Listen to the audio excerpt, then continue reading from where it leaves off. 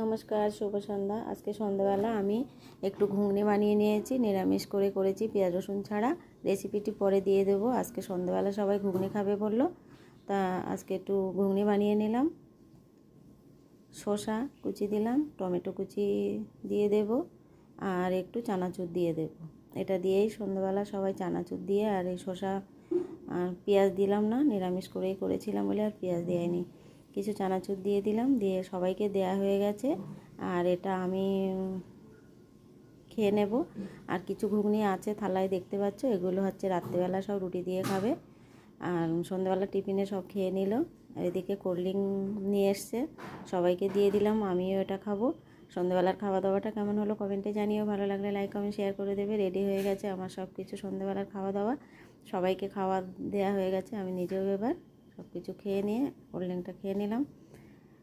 শুভ সন্ধ্যা, সবাই ভালো থেকো। পরের ভিডিওতে দেখা হবে। 7টায় লাইভে আসছি, লাইভটা জয়েন করবে।